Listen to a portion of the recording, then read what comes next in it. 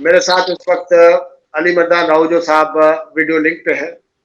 راؤجو صاحب اسلام آباد based professional ہے، لیکن ان کا ریسنٹ جو انٹروڈکشن ہے وہ ایک پارٹی کے سربراہ کے طور پہ ہے.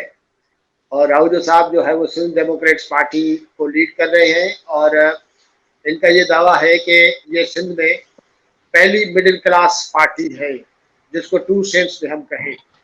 اینی ویز بٹ جو آج راؤجو صاحب سے بات کرنی ہے وہ بیسیکلی یہ جو کرنٹ ہمارا پولیٹیکل سینیریو ہے اس کو ہم فوکس کریں گے. اور خاص طور پہ ہمیں کراچی کے اندر جو 2 دن نظر آئے بڑے ڈرامیٹک پلیس سے، جس میں کیپٹن صفدر کی گرفتاری اور اس گرفتاری کو عملی جامہ پہنانے کے لیے آئی جی کا اغوا، اب اس سارے واقعے پہ انویسٹیگیشنز جو ہیں، انکوائریز جو ہیں وہ ہو رہی ہیں.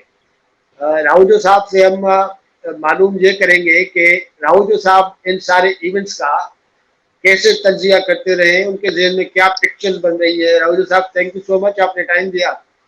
منظور مہربانی. Thank you. ملک کے اندر جو سارا ایپیسوڈ آپ نے دیکھا جو ابھی تک چل رہا ہے، تو آپ کو کیا کیا نظر آیا؟ آپ کو کیا وہی تصویریں نظر آئیں جو پاکستان میں ہر کسی کو نظر آتی ہے، یا اسلام آباد میں بیٹھ کے کچھ رنگ یا کلرز جو ہے وہ بھی کبھی کبھار تبدیل ہوتے ہیں؟ کیا نظر آیا آپ کو؟ بالکل وہی نظر آتا ہے جو سب کو نظر آتا ہے، لیکن کچھ بندہ اپنی جو پروفیشنل نالج یا انفارمیشن ہوتی ہے اس کی بیسس پہ انالائسز یا انالوجی کرتا ہے. موسٹلی ابھی آپ کا فوکس ہے کراچی کے 2 دن کے واقعات. سب سے پہلے تو ایک جلسہ تھا جو ایک ملٹی پارٹی جس کو اب پاکستان ڈیموکریٹک موومنٹ کا بھی نام دیا گیا ہے، اس نے ایک بڑا پبلک شو کیا. اب اس پہ 2 رائے ہیں. ایک تو یہ ہے کہ جی جو اپوزیشن مطلب جو گورنمنٹ کے ایجنسی لوگ ہیں وہ کہتے ہیں کہ جی جلسہ بڑا ناکام ہوا، لیکن جو ٹی وی کیمراز نے دکھایا، جو لوگوں نے دیکھا، تو جلسہ تو بالکل ٹھیک تھا، لوگ تھے، بڑی پارٹیسپیشن تھی. لیکن اس وقت جو اس میں ڈیمانڈ کی گئی تھی کہ جی جو مرکز میں حکومت ہے اس کو کسی طرح سے بھی ہٹاؤ کیونکہ وہ ان ڈیموکریٹک ہے، ان سلیکٹڈ ہے.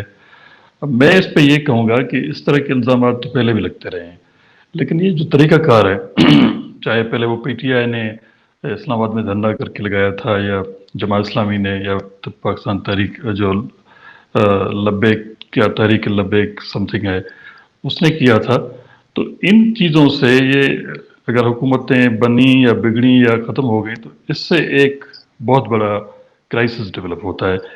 اس فارم پہ مطلب اس چیز کو میں سپورٹ نہیں کرتا، لیکن یہی پارٹیز پارلیمنٹ میں موجود ہیں وہاں پہ پریشر ڈیولپ کریں، ایک صحیح قسم کی اپوزیشن کریں اور وہاں اسپیس کریں.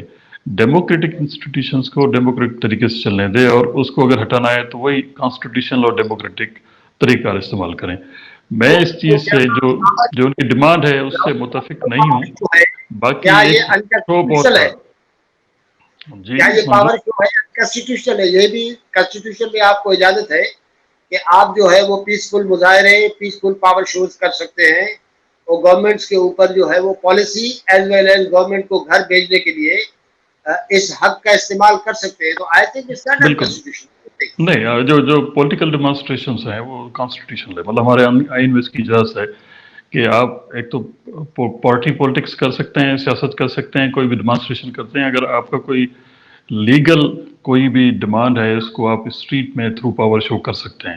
لیکن میں یہ کہتا ہوں کہ جی اس طرح سے صرف ٹھیک ہے حکومت کو اس طرح کہیں کہ جی آپ گھر بیٹھ جائیں، اس ڈیمانڈ پہ میں متفق نہیں ہوں. اس طرح سے کریں گے تو یہ ایک سے دوسرا کرائسس ڈیولپ ہوگا. ایک تو یہ تھا. دوسرا میرے خیال میں آپ 5 سال عمران خان کو مکمل کرنے دیے جائیں.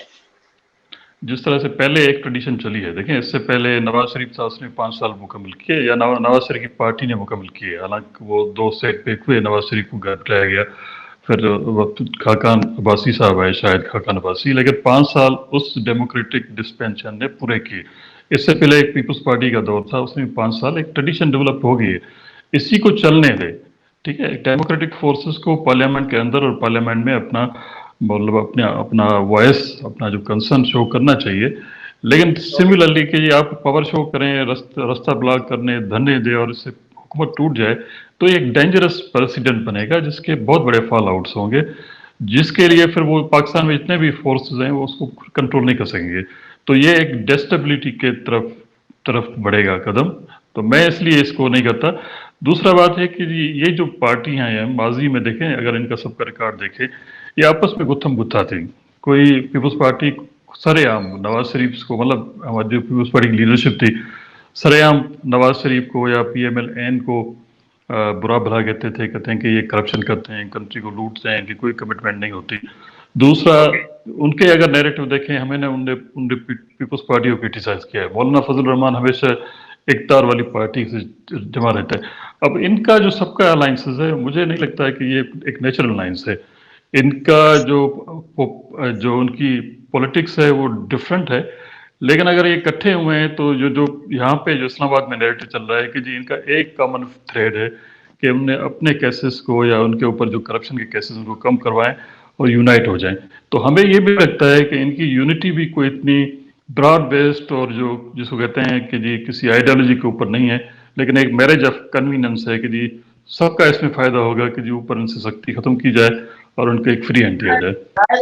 अलायंसेस इसलिए बनते हैं राउजी साहब, उसमें पार्टी इंटरेस्ट भी होते हैं। बहुत सारे लोग कहते हैं उसमें पार्टी इंटरेस्ट भी होते हैं, और साथ साथ जो है वो पॉलिटिकल ऑब्जेक्टिव जो है अगर मिल जाता है तो मुख्तलिफ किस्म की पार्टियां जो है वो अलायंसेस जो है वो बना लेती है। वर्ल्ड वाइड आपको पता है कि एक ट्रेंड है। लेकिन ये जो कराची में हुआ, ये क्या था, ये आपको क्या नजर आया? क्योंकि आप गवर्नमेंट में भी रहे हैं, आप अच्छे तरीके से जानते हैं कि चीजें किस तरह मूव करती हैं। लोग कहते हैं कि जी पीपल्स पार्टी बड़ी एम्बेरसिंग पोजीशन में आ गई, और साथ साथ पाकिस्तान की तारीख में शायद ऐसा वाकया नहीं हुआ कि किसी प्रोविंस के IG को किडनैप किया जाए या फोर्स किया जाए, इंटिमिडेट किया जाए कोई फैसला लेने के लिए। उसके बाद आपने देखा कि अब आर्मी चीफ जो है वो उन्होंने भी नोटिस लिया, वो कह रहे हैं कि जी रिपोर्ट दें कि ये हुआ क्या। तो आपके ख्याल में, आपकी सोच के मुताबिक ये सारा जो एपिसोड था, ये कैसे हुआ, किसके इमा पे हुआ, या इसका ऑब्जेक्टिव क्या था? इसके वहाँ पे हुआ, इसको मैं भी जानता हूँ, आप भी जानते हैं। अब तो बिल्कुल खुल के बात सामने आ गई कि जी किसने किया, किसने करवाया और पीछे कौन से मतलब फोर्सेस थे, ये बात तो क्लियर है। लेकिन मैं ये बात कहूँगा, आज मैंने अपने मतलब एक नोट भी लिखा है सोशल मीडिया पे, कहते इदारे जितने भी हैं, स्टेट इंस्टीट्यूशंस, उसको कॉन्स्टिट्यूशनल बाउंड्रीज के अंदर रह के काम करना चाहिए। पुलिस के बारे में मेरा और मेरे पार्टी का ख्याल है कि जी पुलिस का काम, बुनियादी काम है to provide security to the person and property and also maintain law and order. अगर ये काम पुलिस नहीं कर सकती तो समझो पुलिस नाकाम हो गई।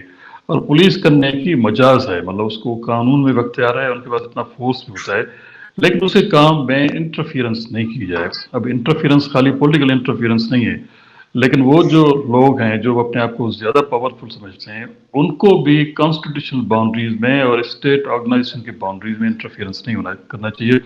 अगर इंटरफियरेंस करेंगे तो उनसे डिमोरलाइजेशन होगी। अगर फोर्सेस की जो सबको एक सिक्योरिटी, एक तहफ़्फ़ुज़ फराहम करते हैं, सेंस ऑफ सिक्योरिटी फराहम करते हैं, अगर वो इनसिक्योर हो जाते हैं तो फिर क्या रह जाता है? फिर आपको कौन सिक्योरिटी प्रोवाइड करेगा? तो जो भी हुआ मैं समझता हूँ गलत हुआ, और इससे एक ऑब्जेक्टिव क्या डिमोरलाइजेशन था? होगी, डिस्टेबलाइजेशन होगी। और मैं खुद, अगर मुझे ज़ाती तौर पे, हमारी जो छोटी मोटी पार्टी अभी सामने आई है वो इसको कंडेम करती है। हम we are basically for the independence of all state institutions. और हम इस तरह से जो अगर जो चीज़ें सामने आ रही हैं तो हम अपनी सॉलिडारिटी पुलिस को शो करते हैं, कहते हैं कि जी उनको आप अख्तियार दें और उनसे उनको जिम्मेदारी दें कि वो सब कुछ कानून को नजर में रखते हुए रिट ऑफ स्टेट और रिट ऑफ लॉ को एस्टेब्लिश करें। बिल्कुल। जी मतलब लेकिन ऑब्जेक्टिव क्या था इसका? जिन्होंने ये सारा सब कुछ इनिशिएट कराया, हासिल क्या करना चाहते थे?